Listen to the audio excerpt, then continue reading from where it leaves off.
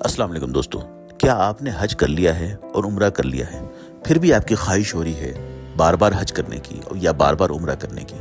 बहुत नई ख्वाहिश है। किसका दिल नहीं करता है बार बार उम्रा करने को, बार बार हज करने को? किसका दिल नहीं करता है बार बार इस शहर की ज़ियारत करने को? लेकिन अगर आपका दिल बार बार हज करने को करता है या बार बार उम्रा करने को करता है तो ये कहानी ज़रूर सुन लें। ये कहानी इन सारी मशहूर इस्लामी किताबों में मौजूद है।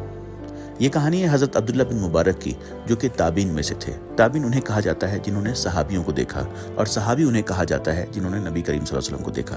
तो गोया ये अव्वल ज़माने के मुसलमानों में से थे और ये इस्लामिक स्कॉलर भी थे। ये कई बार हज कर चुके थे।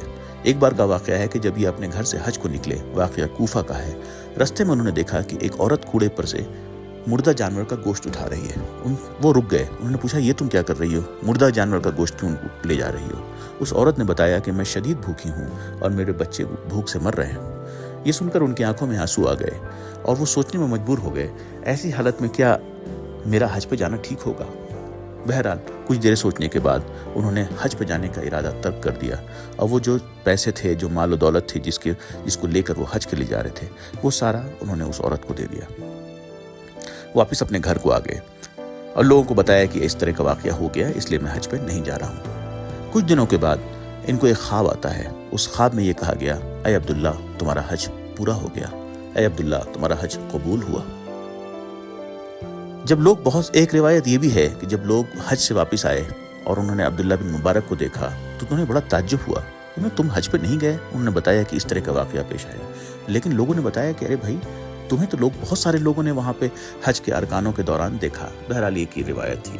बताने का मकसद ये था कि हज़रत अब्दुल्ला बिन मुबारक को जो ख्वाब आया वो बहुत ही इंपॉर्टेंट था, जिसमें उनसे कहा गया कि तुम्हारा हज कबूल हुआ। यानी ये बताता है कि इस्लाम के अंदर में फ़र्ज़ को पूरा करने के बाद एक बहुत बड़ी जिम्मेदारी हर मुसलमान के ऊपर है, वो ये है ज़रूरतमंदों की ज़रूरत पूरी करना।